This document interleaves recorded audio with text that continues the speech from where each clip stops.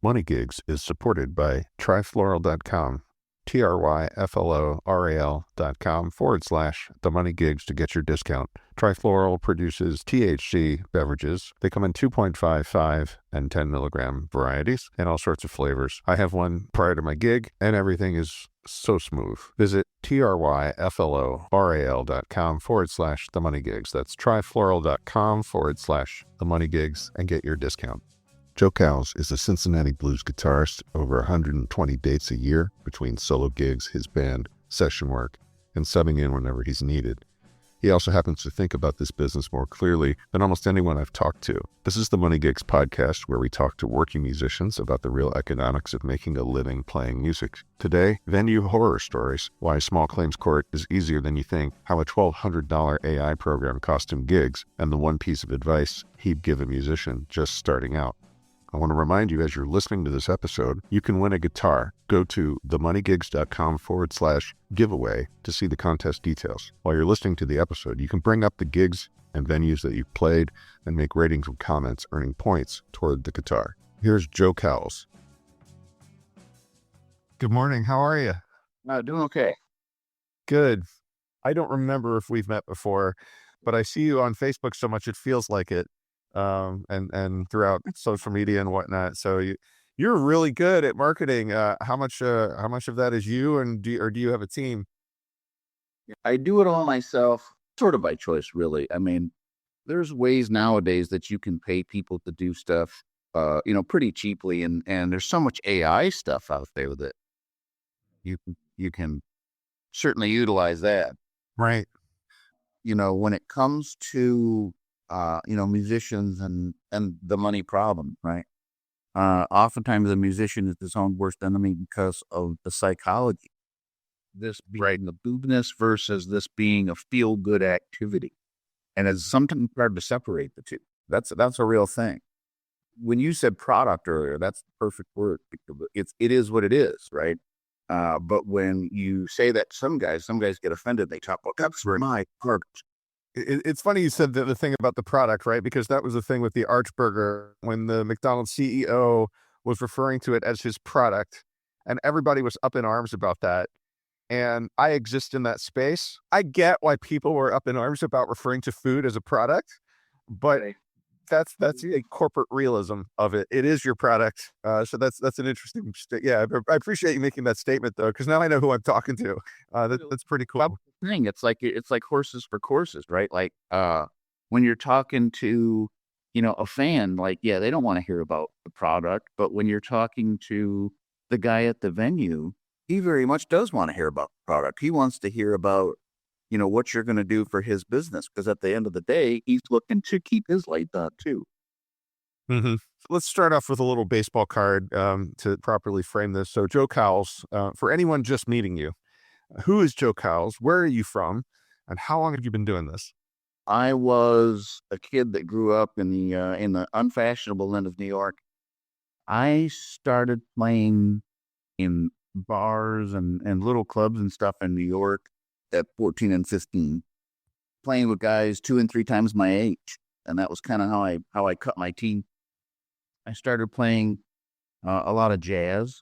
And what I quickly learned was that you could play 27 chords for, 3 people, or you could play 3 chords for a whole lot more people. And one of those paid a whole lot more. It's a bummer, not playing to very many people. And it's a bummer to, go up there and play and pour your heart out into something. And at the end of the day, it's like, wow, I got $12 and I spent $6 getting here. And do you want to eat today? Some part of me will always love that. I don't know that, at least for me anyways, I don't know that it's a profitable venture. I mean, obviously there's some guys out there that do play jazz and tour and do that stuff. But comparatively speaking, if you took somebody like, say, Scott Henderson, and then you say, okay, well, he tours and he's successful at what he does. I mean, obviously the guy stays on the road. He does what he does. Does he make Michael Jackson money or Taylor Swift money or you know what I mean? Like, no, there's a certain level of you do what you do because you love it, and then there's a certain level of, but a man's got to eat, and trying to find that happy balance between the two is a thing that will cripple a lot of musicians. Yes. In my local scene, I see so many guys that will play a show for $50. They still have a day job and they played the room because it's a popular nightclub or whatever. And so it's like, oh man, the room was packed and we played to, 100 people. And that felt really good. Mm-hmm. That doesn't pay the bill. There's the part that feels good and there's the part that pays money. And Right. and the two don't always necessarily meet. And there's also a point where when you're talking about this as a business, if you're going to do this full time, like every now and then I get a little kid that comes up to me and he says, "What do I got to do to be a full time musician like you?" And I want to grab him by the shirt, shake him, and go, "Be a dentist." There's a thing you have to realize when you make this your job, right? First of all, you are your own boss. You're like an independent contracted. You are responsible for you. And you don't get to say, well, my boss made a bad decision and it was a slow business day. No, you're the boss. Right. You're the boss. So you ultimately have to start thinking like a business guy, and you have to start thinking about like, I'm selling my product. What is my public image in the market? All these things that are not very, like artistic and are not cool guy sounding. Right. Well, that's, I went to college for jazz and music, and at no point, I feel like there were some big muscles that we missed during the 5 years I was doing that. I learned a lot about bebop, and I played, 12 hours a day. And at the time, ibuprofen was the way to go until we got smart about that. Carpal tunnel, tendonitis, all that stuff. I did all that. But at no point, I think we missed some big muscles. And they happen maybe to be the muscles we sit on. And that would be business related type of things. How do I balance those things and sit on the artistry or support the artistry that I'm trying to do? And I always tell people, you either decide you like to do that and want to do that, or you figure out how to get someone to represent you and delegate that to someone who can do it, and things like that. So yeah, that's really important. I like what you said about Michael Jackson money as well, because at no point did someone say to me, there's busking and they're selling millions of albums to millions of people, and those seem to be the duality. It seems to be, I'm going to play for nothing, or I'm going to get discovered and be on, TV shows and movies and whatnot. And there's probably a spectrum between those two aspects that will serve you well. But at no point did someone point me at that. At no point did someone create an example, a Joe Cowels, and say, you could do this. How does that feel? And does that represent the balance that you want? And that I think is hugely missing in sort of the upbringing. So like, you're saying the hidden spectrum in between them, and there absolutely is. And yeah, if you went to Berkeley or something, here's some cool guy scale that you're going to use once in your life, and doesn't this sound neat? And then there might be one or two business classes if you choose to take them.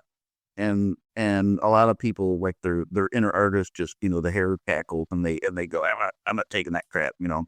Jump my art. Well, you will in fact suffer for your art. Mhm. There is all those spectrums that are there in the middle, and it's doing all the not cool guy stuff. Yeah. And they don't necessarily point that stuff out to you. So for example, like my guitar has probably played in your home and you never knew it because it was, part of a commercial. Oh, wow. And those things pay money, right? But nobody's going to tell you at the local art college or if you go to Berkeley or whatever, like they're probably not going to tell you like, hey, by the way, you can get into making, money, doing the recordings for, whatever dog food commercials or whatever it is, right? Right. Right. And they pay you for that. They want some totally soul sucking, repetitive poppy thing or whatever that, they're going to, hey, our dog food is Western theme, play this country sounding thing, but it should be kind of a 30-second repetitive loop. We're just going to talk over you. Like, Mm. if you're the artist guy, that's sort of soul crushing, right? But it's like, Right. but that's the thing that pays and it makes money. Yep. You were a guy who was a mechanic. You might load cars. So is the job fixing cars? Well, kind of. But you're not fixing any cars until people bring you a car, right? So they need to market, right, and advertise to tell people, hey, I'm a guy and I fix cars. And then people say, well, why do I give a crap that you fix cars, right? Mhm. Uh, so you have to explain to them that there's a reason you want me to fix cars, right? Hmm. But so yes, you're developing that brand and you're developing that marketing strategy and you're developing an image and you got to have a slogan and maybe a logo and all these other things that go into it, right? And next thing you know, it's like, man, I'm juggling 30 packs. Right. So if you wanted to be a successful musician and you come to terms with the idea that yes, this is a business, right? Hmm. You have to be that guy. Right. So you're next thing you know, like you're not just the guy that plays guitar or plays drums or plays saxophone or whatever, right? You have to be the guy that like, well, now I know how to build a website. Now I know how to market. Now I know who to advertise. Now I know about learning a brand and learning an image. Now I have to learn how to do taxes at the end of the year. So Mhm. in my case, at the end of the year, I get 1099, but I send 1099 because the guys in the band are effectively employed me. So I have to give them a 1099. They need that to claim as the income, but then I need to be able to write it off. Write it off. Right. Like, well, I really didn't make $100,000 because I paid this guy 20 and I paid this guy 30 or whatever. You know what I mean? Like Yes. as part of that business. So, now you're a tax guy. Like you are juggling a lot of stuff. And then with all of that stuff going on, you're always looking for that next gig. As a smart business guy, you should never, ever tell anyone no. Mm. The answer is never no. The answer is that speed is a question of mooning. How fast do you want to go? Yeah. I would never tell anybody like I'm not going to Bangor, Maine to play a show. Yeah, the answer isn't that it's no. The answer is that I would not go to Bangor, Maine for 2 minute bucks. Right. Right. I mean, for $5,000, we want you here. I'd say, well, suddenly, I could go to Bangor, Maine, right? Yeah.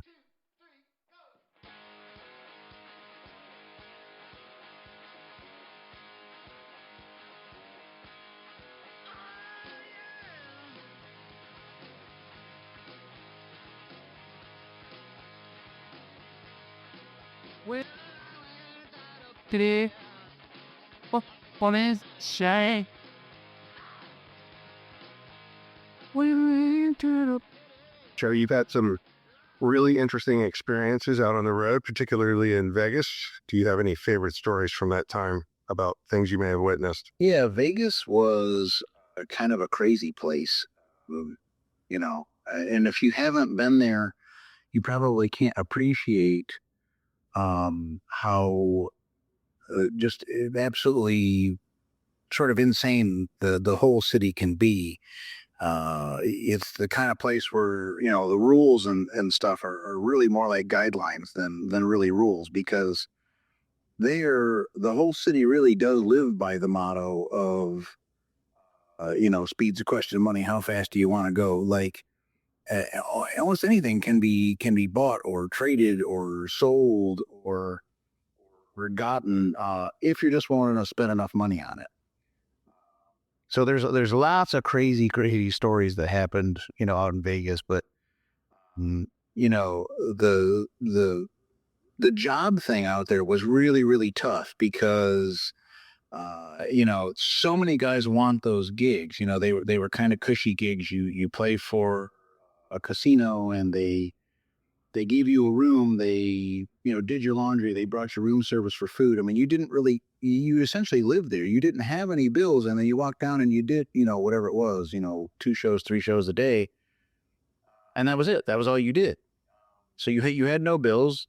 It paid reasonably well. So it was kind of all profit. And so a lot of these guys like just absolutely wasted and squandered the money that they were making. But because it was such a cushy gig, all these guys wanted those gigs. So for every guy that had a gig, there was 500 guys standing outside, hoping that you tripped and fell to your death because then they could take the gig. And because of that, and there was so many good players waiting to get those gigs. I mean, they could and would fire you over anything and everything. When you played on stage, they used to put blue painter's tape on the stage, and it was about a 2 foot by 2 foot square. And you and your, like your pedals and your amp and all this stuff, you had to sort of fit it in there. In the early days, had to fit in that box. Later on, they went to silent stages, and there were no amps, and so your amp might be something that goes direct to the PA, or maybe it was under the stage or whatever. But you and all your stuff had to fit in this box. And I remember one time playing with a guy, and he had just this little 5-second guitar thing, and he thought, oh, I'm gonna step forward and play my little guitar thing, and everyone's gonna be wowed by my little guitar solo bit here. And so he did, and he stepped outside of the box, and the stage manager was standing there on the side of the stage, behind the curtain. The audience couldn't see him, but he's standing there with his arms folded and just scowling. And the minute that the curtain closed, he walked straight to that guy and basically told him, you and your stuff are fired, and get out of my casino, and I never want to see you again, and you're banned from the site. And they threw him out on his ear. Literally like had a security walk him out of the place, and they had somebody else bring him down his bags because he wasn't even allowed to go get his own bags.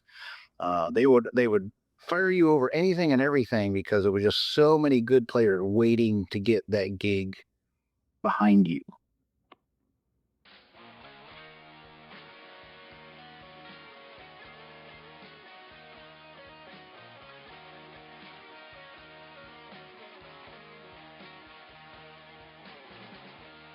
You've been running around, break my heart every day. And I'm standing here, you got nothing to say.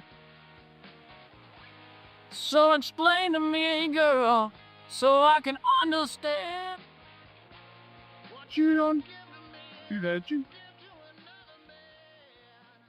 We've gotten deep into it, and I really appreciate it. It's interesting the way you're speaking, and people can't see it because this is an audio only on purpose.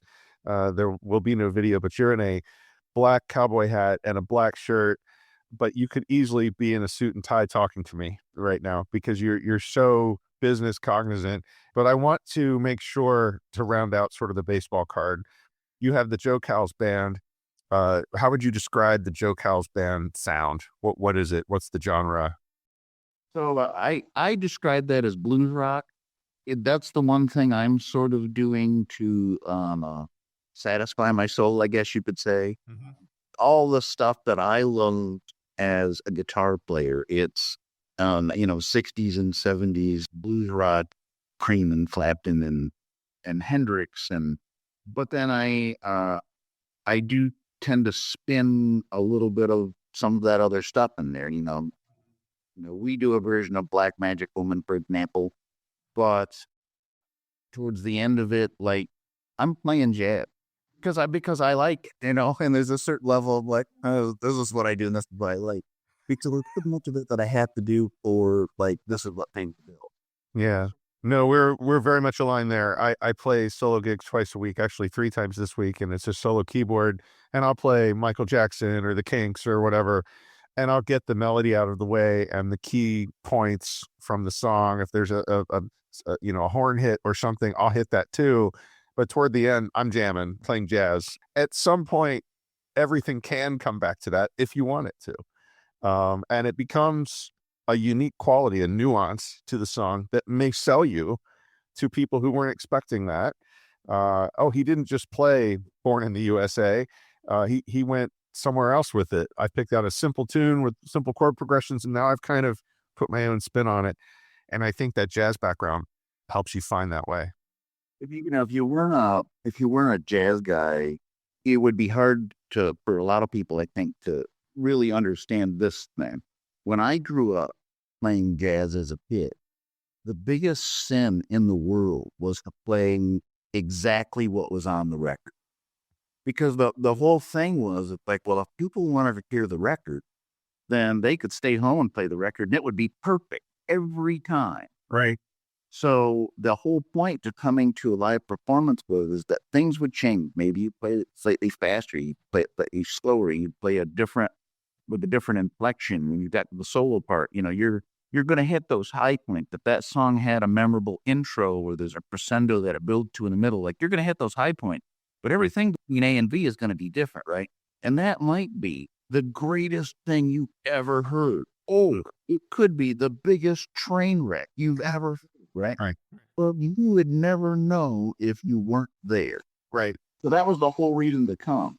Did we really learn all this stuff so that we could sound like the record? And it's that cliche phrase, make it your own, because people come first. My mantra is people, process, then product, which means the people come first and connecting with them.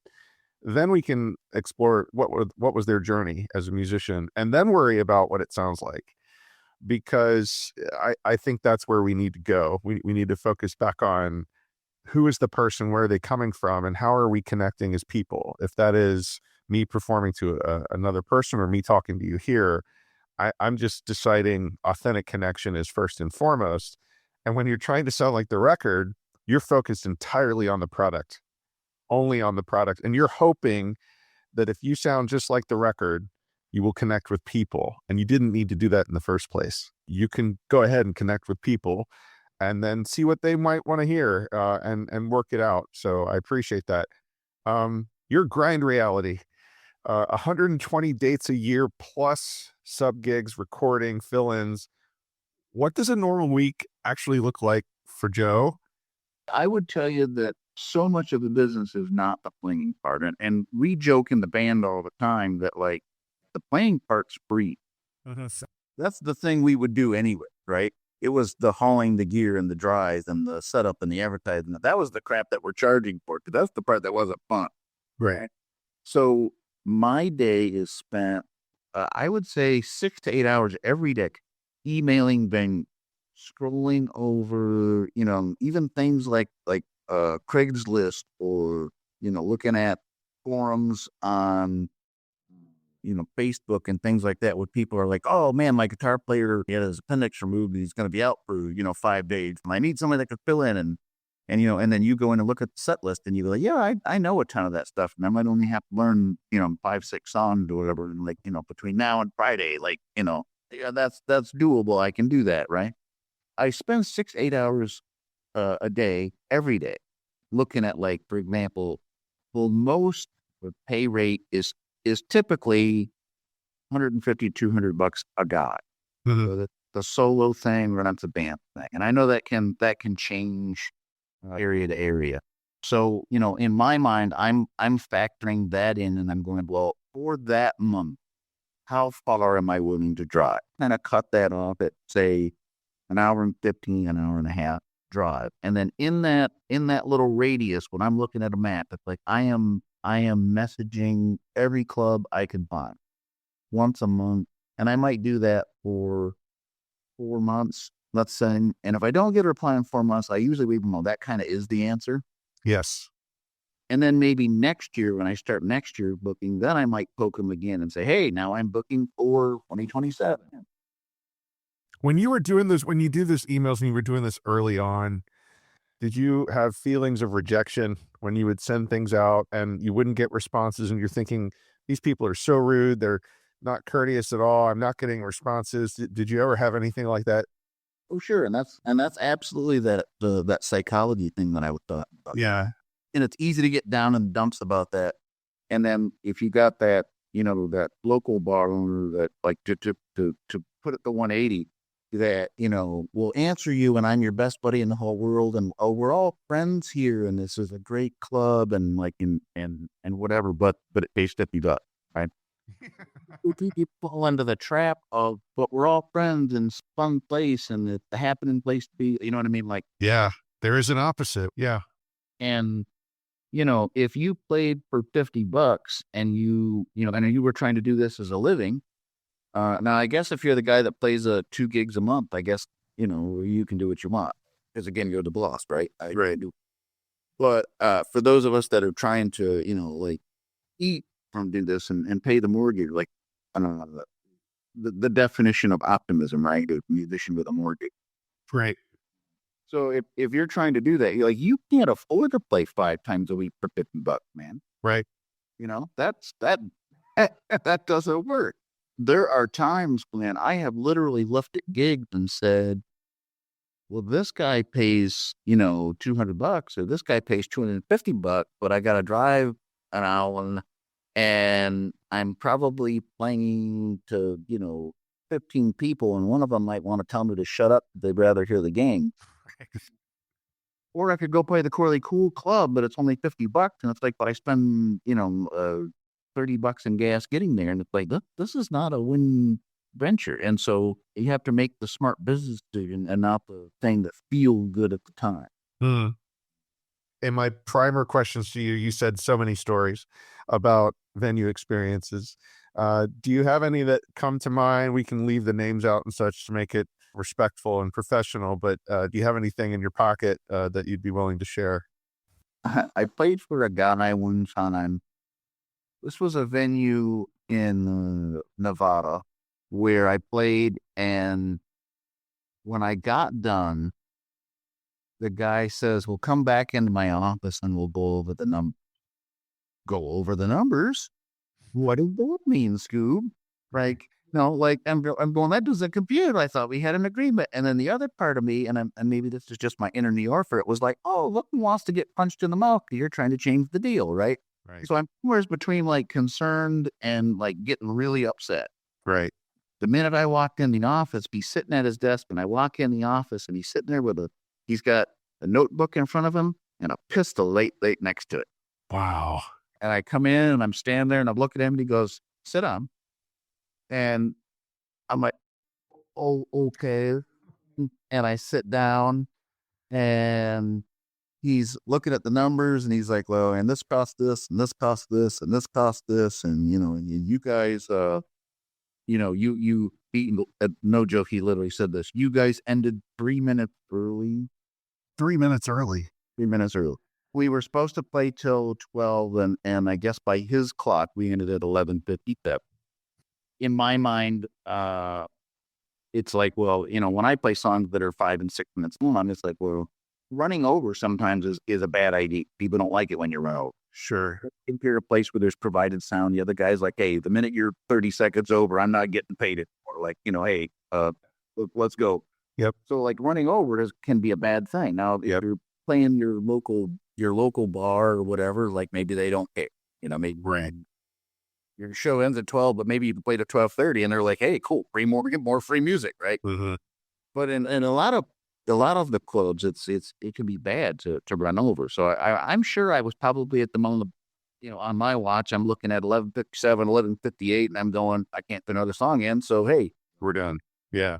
but he literally mentioned that. You ended 3 minutes early, and he's like assigning fine that minus $20. Yeah. And so at the end, it's like, he hands me this money, and of course it's significantly light. And I'm kind of looking at the money, and I'm looking at him, and then I'm looking at the pistol, and I'm looking at him, and I'm looking at the money, and I'm going, sometimes discretion is the better part of bet. Yeah. Did you ever play their guess?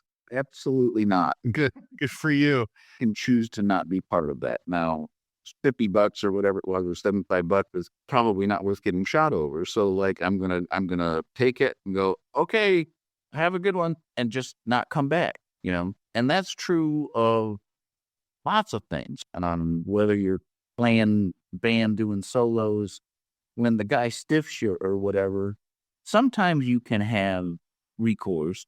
A lot of times it's honestly not worth it. Now, I will tell you, I have taken venues to small claims. And it's not difficult. Some people seem to think like when the guy stiffs you, like, oh, you got no recourse and you're just, SOL.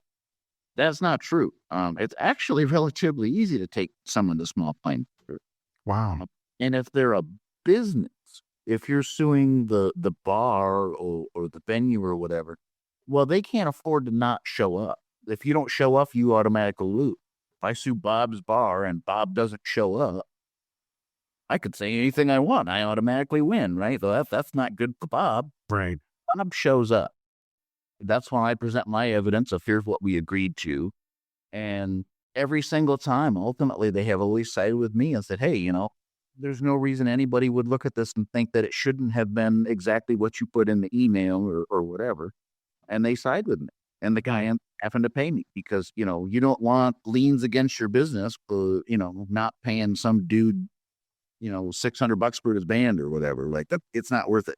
Right. So when you do that, the two things you have to realize is like, okay, this is a process and it takes a little while. Small claims court in your local municipality is faster than, big stuff. But I mean, it might take a month or two. But it also means you will never, ever, ever, ever, ever, ever, ever play there again. Right. Because now you have offended him by forcing him to pay you when he didn't want to. Sure. And it hurt his feelings and, all that kind of stuff. And the other thing that can go on with that is, so you sued the guy. Who are his friends? Because sometimes you might discover that club owner is also friends with two other club owners in town. Right. And then suddenly now I can't play those clubs either. There's that people thing. Yeah. So if you are okay with that, then sure, you can go ahead and sue. And it's surprisingly easy, which would lead me to the other thing that I would mention, which is contracts, right? Of the scary. The contract. Yeah. Sounds like a lawyer. Sounds like there's lots of things going on, and I don't speak Latin, right? Mm-hmm.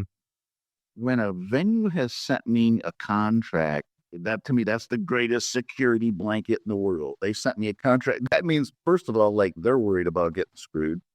And second of all, that means that like they're a professional outfit. They have things they're worried about. They want to make $1. When they send me a contract, I read it through, and it's usually pretty plain English. None of these guys are Rhodes scholars or anything. And I read it through, and it's usually like, great, yeah, don't stiff me, and and maybe they might have a clause in there about, hey, we pay by check, it'll be 1099, and Right. the other places when you play, when you play Bob's Bar is not going to sign a contract, and you'll inevitably at some point in this business, some genius is going to tell you when you get stiff. That's why you got to have a contract. Well, yeah, except for that, when you present Bob's Bar with a contract, he's going to look at that and go, I'm just not going to have you. Yeah. Here's the thing. If you send the guy an email or even, believe it or not, Facebook message, when you have something where you say, okay, so at the final end of the thing, okay, so I will see you, Friday, August 1st, 8 to 12, $600 for the band, man, that's your evidence right there. Right. When you go to small claims court, like it's in black and white. There ain't no way around it. Right. When you spell all that out and the guy says, Doesn't matter. you just agree. Yep. All of that stuff looks great, but that's part of that psychology of that too. There's the AC/DC song about the long way to the top, and like all of that stuff is true. Yeah. You get stiffed, you get threatened, you will come out and find your car's been broken into and somebody stole your stuff. All that stuff happens. Well, it sounds like you've definitely had some interesting experiences. The pistol on the desk is still with me. That's a very good negotiation tactic. Not a lot of choices there. But you said filling the calendar is a daily full-time job, and we've talked about that. What's your actual system? Like, how do you track it, manage it, keep it from eating your brain? I keep copies of everything. And once you started to become that tech guy where, like you're doing 1099 and you're keeping your receipts and you're keeping a logbook of how many miles you drive. And when I stopped and filled up my gas tank, I'm going to get my receipt and save it, right? You just get into that kind of mode. You keep every email that you send, you save them so that like, oh yeah, I talked to that guy 30 days ago or 35 days ago. Yeah, it's probably about time I sent him another one as a update. And by the time I see that name, say 4 times, I go, okay, well, that is my answer. Move on. I'm not gonna ping him again. So I'll wait until, for me, it's October. About October, I start saying it's time to book for next year. That's when I go through first every place I played this year, and I say, hey, I'm booking for next year. And I'm booking, to me, I'd book the whole year. I'm booking the whole year, let me know, what you got. And I try to give those people the first dig of things. And then I go back to it. Well, let's message all the places that didn't apply. like I'm not doing X1MD right now. Hey, I'm booking, next year if anything's changed, when And then I start looking for the other place. My system is kind of like, so I'm looking at that, say 150 to $200 a guy kind of thing. And I start saying, okay, for me, that's about, say, an hour and 15 to an hour and 30 minutes drop. And then I message every place in there. Right. If you live in a little town, it's like you probably have 2 or 3 bars, right? So how many bars do you think are within, say, an hour and a half of that? If you live, near any kind of, metropolitan area, it's like, man, that's thousands. Wasn't. So if you think, well, I messaged every bar in my town, I did it in 2 days. Like, no, you haven't. You need to, seriously reconsider that and find other ways to search. Mm-hmm. So that you can spend hours doing that. And I do. And even now that I've been doing this for years, I still discover like, oh, I'll see some other band post about it or something. I'll say, oh, I didn't even know that place existed. And they have music. And I start messaging this place. Then there is where I start saying, okay, if I feel like maybe I've run into a wall, well, okay, I've searched for an hour and I haven't found it, right? Now let's change gears. I've got these dates I haven't booked, maybe say in the next 2 weeks. Likelihood of picking up a gig, I'm not going to say it's impossible, but the likelihood of picking up that gig in the next, say, 2 weeks is pretty slim. Unless somebody says, hey, so-and-so canceled, and are you available? Right. Right. You're probably not going to fill it. So then I start looking for those, hey, my guitarist is out sick. Hey, my bassist is out sick. Who could step in and fill this? And I start looking for those sub. Then after that, we start looking for, so for example, no one is probably paying you to play music Monday at 8:00 in the morning, right? So I would never say never, man. I've played Breakfast gig, sure. I've played grocery stores, and in my area, I don't know about yours. In my area, there's a grocery chain here called Kroger, Yeah. and this is so back to that psychology thing. This is one of those gigs that the I'm an artist guy will thumb their nose at because they're like, whatever, playing on the corner or maybe you're playing next to the Starbucks or something, and people just walk on by you and nobody flaps or whatever. Yeah, there's Edna with her basket. She's got the big brick of toilet paper as she's going by and you're trying to play something poignant. Love those moments. And that can be a little soul crushing. And for, the feel good guys, it's like, this doesn't feel good. I don't want it. But that's the gig that might pay $250 to play 2 hours. Right. And that's something you can do on a Monday from, say 10 to noon or something, or noon to 2. And it's like, no other place is paying you to play music during those times. Right? Yep. And if you could pick up, if you went to say 3 different Krogers and you had 2 gigs in each of them, now you've got 6 gigs paying you, say $200, $250 a go. You just made $1,000. Yeah. And you haven't even touched your Fridays or Saturday nights or even a Sunday afternoon playing at the Bowie or anything like that. Right? That's right. So, like, how do you get paid? Like, stop worrying about what feels good. That psychology thing can go into that too, because if you're the guy that says, well, I only play country or I only play whatever, right? And so you're playing that and the people aren't digging it. You're like, man, this is the bone. You know what I mean?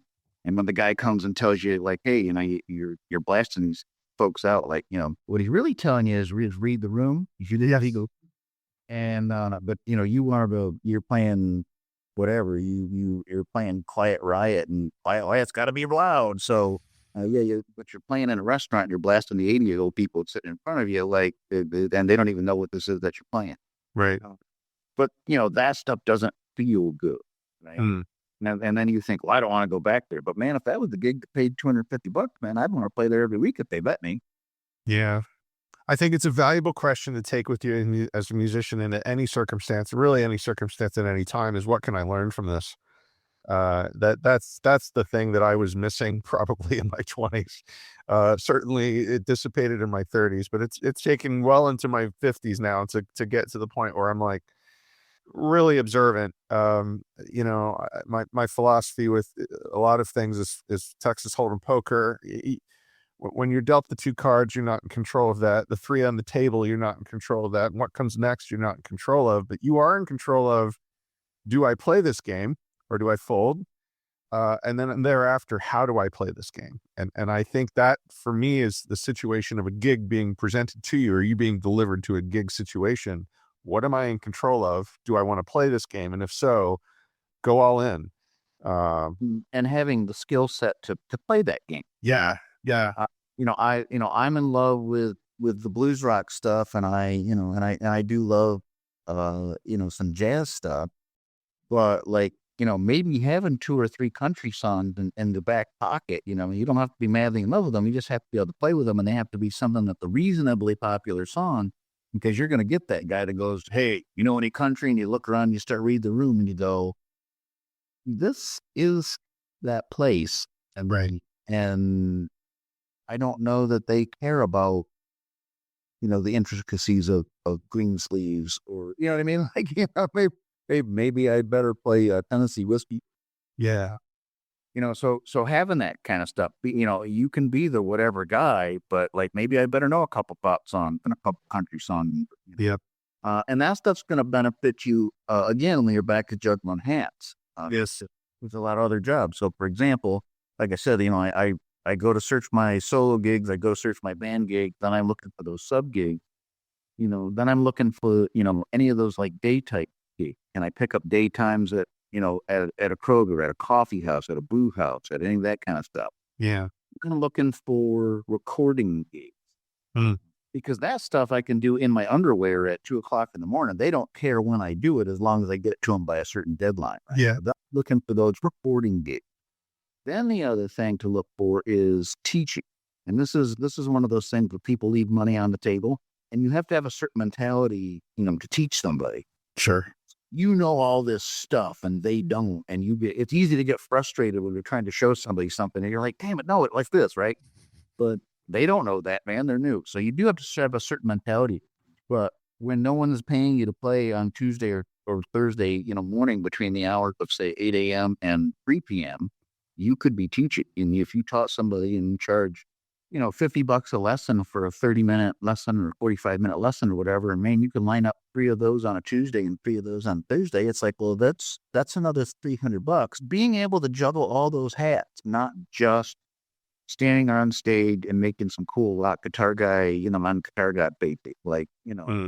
We love to do that when we can get away with it, right? Sure. Being able to do all the not cool guy stuff, about being able to do, somebody mails you tracks and says, hey, I'm not a guitar player, but this song kind of calls for a guitar solo and everything else on Harris keyboard. Could you put a guitar solo on this? Pay me and I'll be there.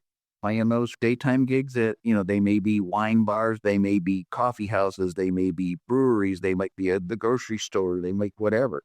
Even to the point of busting. If you were trying to do this full time, I have told people, if I was starting today and I had no brand, I had no image, it's a process, and you have to build a website and all that kind of stuff. But between here and there, a man's got to eat, that'll make me pay the rent and not get thrown out in the street, right? Yep.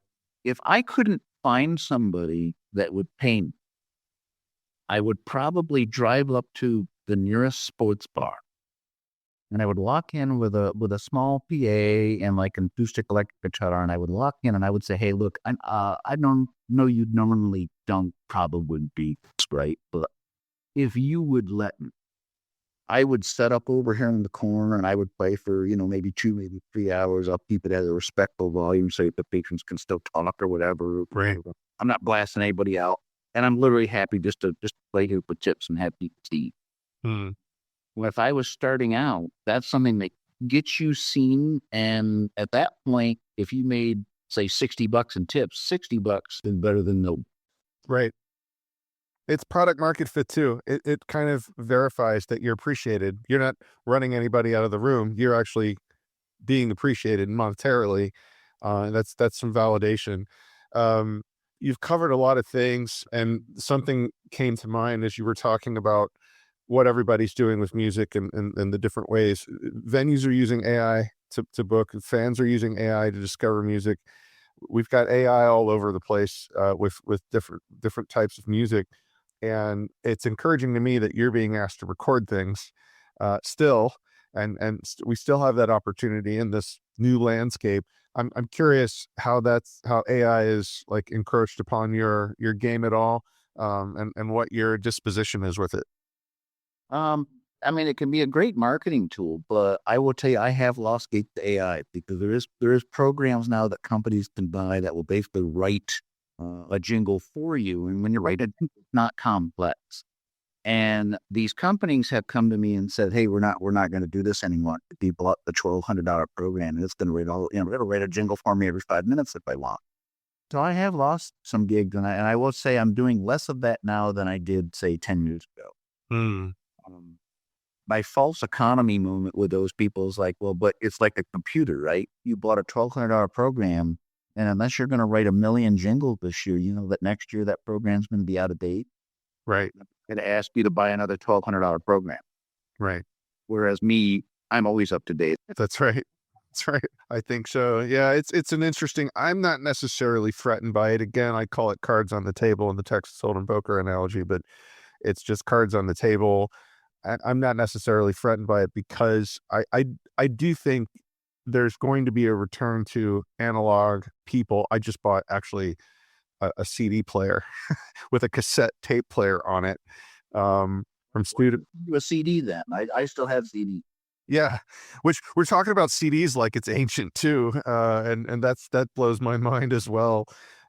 You kind of stole my last question, which was if you could tell a musician who's just starting to gig seriously, like 30 dates a year and wants to get where you are, what's one thing you would tell them that nobody tells them? You did give a good playbook there for going into a bar to, kind of get an opportunity. And actually, that's actually what I did to get my current opportunities. I looked at restaurants that did not have live music and went in, and one of them was owned by a friend of mine. And so that resulted in a 2 dates a week residency.